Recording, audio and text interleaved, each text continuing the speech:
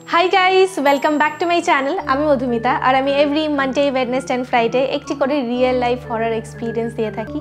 तोमरा जारा आमार वॉइस प्रथम बारेर जोन्नो शुनछो तादेर जोन्नो बोलबो जे प्लिज चैनलटिके सबस्क्राइब करते भुलो ना और जारा जारा आमार वॉइस एतदिने चिनेई गेछो तादेर जोन्नो बोलबो थैंक यू सो माच फर सपोर्टिंग एंड मोटिवेटिंग मी। तो आज के तुम्हारे जोन्नो थाकबे दुखाना हरर एक्सपिरियेंस किन्तु तार आगे एकटा डिसक्लेमार आमाके दितेई होच्छे। तोमरा जारा भूते विश्वास करो आमी जानी तोमरा सेई मुहूर्ते किरकम फिल करेछिले बा करते और जारा तोमरा भूते विश्वास करो ना तादेर जोन्नो बोलबो एई एक्सपिरियेंसगुलोके तोमरा एज अ गल्प निते पारो। और आज अब्दि आमी जत एरकम हरर एक्सपिरियेंस शेयर करेछि तोमरा जस्ट एकटा क्लिके शुने निते पारबे सेटा होच्छे चैनेलेर प्लेलिस्टे जाबे प्लेलिस्टे गिये देखबे अनेक कटा लिंक आछे 2024 2023 एबं आमार रियल लाइफ हरर एक्सपिरियेंसेस। तो जेखाने क्लिक करबे ओखान थेके तोमरा प्रचुर हरर एक्सपिरियेंस पाबे आशा करी तोमादेर ओटा भालो लागबे। एबं जेभाবে তোমরা আমাকে এখানে শোনো তোমরা যদি আমাকে দেখতেও চাও তোমরা আমাকে দেখতে পারবে life of Madhumita Facebook YouTube এবং আর কোথায় ইনস্টাগ্রামে রাইট। তো ওখানে তোমরা আমাকে দেখতে পারবে। তো আশা করি ওখানে যে মেকআপ ট্রাভেল ব্লগসের যে কন্টেন্টটা ওটা তোমাদের ভালো লাগবে। তো চলো আজকের এক্সপিরিয়েন্স দুটো শুরু করি। আজকের এক্সপিরিয়েন্সটা যে শেয়ার করেছে তার নাম হচ্ছে মাহি এবং ও বাংলাদেশ থেকে। তো আমাকে যেইভাবে লিখে পাঠানো হয়েছে আমি তোমাদের সঙ্গে সেইভাবে শেয়ার করব। তো বলছে আমি বাংলাদেশ থেকে বলছি আমার নাম মাহি। তো একটা ঘটনা হয়েছে আমার নানির সাথে তো সেটাই আগে বলা শুরু করলাম। এবার বাংলাদেশের যে এক্সপিরিয়েন্সগুলো আমি শেয়ার করেছি ওখানে কিন্তু ওরা ভূত বলে না ওরা জিন বলে, ঠিক আছে? তো আমরা জিন হিসাবে এখানে বলবো। তো প্রায় 40 কি 50 বছর আগেকার একটা ঘটনা। তো আমার মা মানে আমার আম্মুকে নিয়ে আমার নানির 3 মেয়ে এবং এক ছেলে। তো আমার মামা যখন এই 1 কি 2 বছর হবে তখন এই ঘটনাটি ঘটে। রাত ওই 8টার সময় হবে। তো সবাই তখনকার দিনে তাড়াতাড়ি খেয়ে ফেলতো রাইট। তো সকাল তাড়াতাড়ি করে রাত্রিবেলার খাবারটা খেয়ে প্রায় ঘুমিয়ে পড়েছে। এবার আমার মামার আবার ঘুমও আসছিল কিন্তু খুব জল তেষ্টা পাচ্ছিল। তো আমার নানি ভাবলো যে ঠিক আছে তাহলে নানি কাউকে বিরক্ত না করে একাই কলপাড়ে গিয়ে জলটা আনবে। এবার তখনকার দিনে কলপাড় কীরকম ছিল বেশ একটু ঘর থেকে একটু দূরে গিয়ে জল আনতে হতো সেরকম। তো জল আনতে গেছে বেশ একটু দূরে। তো এইবার আনতে আনতে না যেই জলটা ভরে কারণ সেদিন বাড়িতেও সেরকম জল ছিল না তো ওনাকে যেতেই হতো। তো জলটা যেই তুলে যেই পেছনটা জাস্ট ঘুরে মানে বাড়িতে আসার জন্য যে ঘর টার্নটা মেরেছে তখনই মানে আমার নানি একটা জিনিস দেখলো। উনি দেখলো যে ওনার পায়ের কাছে কি যেন একটা পড়ে আছে। তো নানি আমার অতটা পাত্তা দিল না ওই সময়। তো পাত্তা না দিয়ে যেই আর একটু সামনে গিয়ে এগোলো তখন দেখলো একটা বিশাল কালো মানুষ দেখতে প্রায় ওই 9 ফুট হবে ওরকম লম্বা একটা মানুষ দাঁড়িয়ে আছে। এটা দেখে তো নানি তখনই অজ্ঞান হয়ে ওখানেই পড়ে গেছিলো। প্রায় 10 মিনিট মতন যখন হয়ে যায় আমার মানে দাদুর যখন ঘুমটা ভাঙে নানার যখন ঘুম ভাঙে তখন নানা বলছে যে মরিয়াম আসছে না কেন? মরিয়াম হচ্ছে আমার নানির নাম। গিয়ে দেখে যে ওখানে নানি এরকম অজ্ঞান হয়ে পড়ে আছে। তারপর তো নানিকে নিজের বাড়িতে মানে বাসায় নিয়ে আসা হয়। তারপরে অনেকক্ষণ পর নানির জ্ঞানটা ফেরে।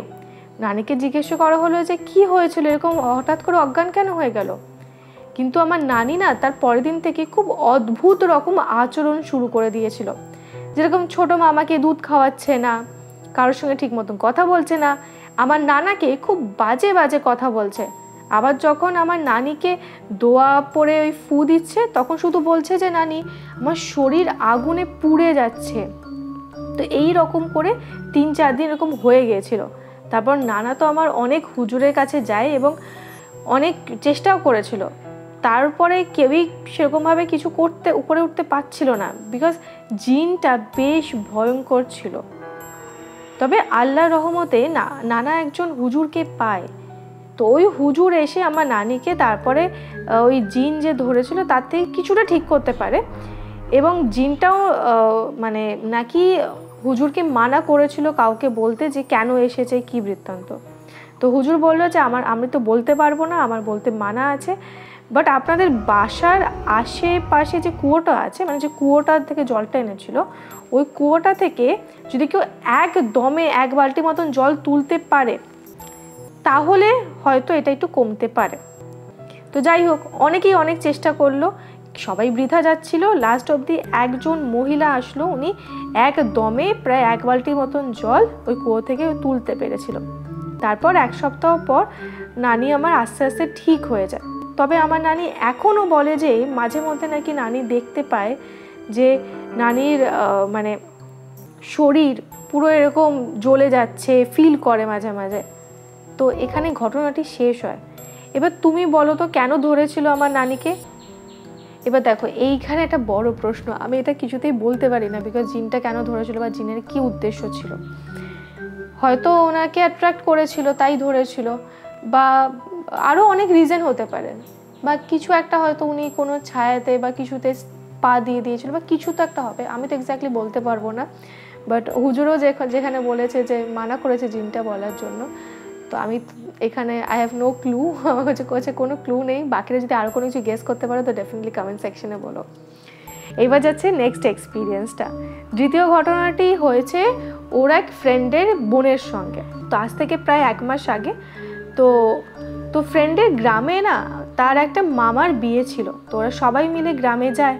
তো ওখানে গিয়ে সবাই মিলে ঠিক করে যে দুপুরের সময় সবাই মিলে শাড়ি পরে চুল ছেড়ে দিয়ে মাঠে যাবে, কারণ আজকালকার যে ট্রেন্ড সবাই মিলে ছবি তুলবে, তো ভালো ভালো ছবি উঠবে, বেশ দুপুরের আলোটা ভালো, ঠিক আছে। তো মাঠে যায় ছবি তুলতে। এবার ছবি তোলার সময় ওই আপুর মানে আমার ফ্রেন্ডের বোনের চুলটা ধরে কেউ একটা জোরে টান দেয়। এবার এখানে একটা কথা বলে রাখি, আমার ওই আপুর চুলটা অনেকটাই বড় এবং সুন্দর, মানে জিন অ্যাট্রাক্ট করতেই পারে। তো তারপর তো তাকে বাসায় আনা হয়, কিন্তু বাসায় এসে আপু নাকি অদ্ভুত রকম আচরণ শুরু করেছিল। তারপর নাকি অনেক চেষ্টা করে কিছুক্ষণ পর শান্ত হয়, কিন্তু ও কারোর দিকে তাকালেই ওর কেন জানি মনে হচ্ছে মানুষের চুলের বদলে ও সাপ দেখতে পাচ্ছে। কিন্তু অবাক করার বিষয় হচ্ছে যার বিয়ে তার কাছে গেলে নাকি সব কিছু আবার নর্মাল, কিন্তু অন্যান্যদের কাছে নাকি চুল দেখলেই মনে হচ্ছে সাপ। তারপর তো ওই গ্রাম থেকে বাড়িতে নিয়ে আসা হয়, শহরে একটা ভালো হুজুরকে ডাকা হয়, এবং হুজুর যখন দেখলো এবং তারপরে ওই জিন চলে যায়, এবং এখন কিন্তু ওই আপু ভালো আছে। তো এইখানে কিন্তু এক্সপিরিয়েন্সটা শেষ হয়।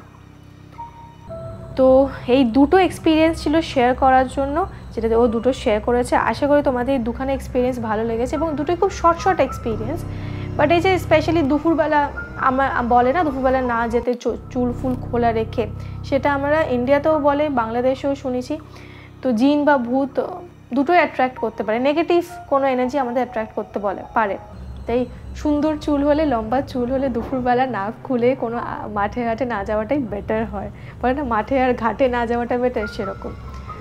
আর আগেকার দিনে তো অনেক এক্সপিরিয়েন্স ছিল, 40-50 বছর আগে অনেক হরর এক্সপিরিয়েন্স ছিল, সেগুলো আমরা আগেও শুনেছি। তবে ডেফিনেটলি ভালো লাগলো আমার দুখানে এক্সপিরিয়েন্স। তোমাদের কীরকম লাগলো জানিও তোমরা। তবে এটা সত্যি কথা যে আমি যতটা হেসে এক্সপিরিয়েন্সগুলো বলি ততটাই আমি নিজে ভয় পাই। তো যাই হোক, যদি তোমাদের লাইফে এরকম কোনো এক্সপিরিয়েন্স থাকে যেটা তোমরা আমার সঙ্গে শেয়ার করতে চাও, তোমরা অবশ্যই আমার সঙ্গে শেয়ার করতে পারো লাইফ অফ মাধুমিতা ফেসবুক আর ইনস্টাগ্রাম পেজে। অল্টারনেটিভলি তোমরা আমাকে ইমেলও করতে পারো madhumita.stories@gmail.com। আবারও বলে দিই, প্লেলিস্ট লিঙ্ক দেওয়া আছে ডিসক্রিপশন বক্সে। আজ অব্দি আমি যত এরকম হরর এক্সপিরিয়েন্স শেয়ার করেছি সব জাস্ট একটা ক্লিকে শুনে নিতে পারবে। এবং প্লিজ 10K সাবস্ক্রাইবার করে দাও, তাহলে একটা ভালো খবর আশা করি ওয়েট করছে তোমাদের জন্য। এবং আমি আবারও আসবো নতুন কোনো এক্সপিরিয়েন্স নিয়ে। সবাই ভীষণ ভালো থেকো, সুস্থ থেকো, সাবধানে থেকো। Thanks for listening, tata.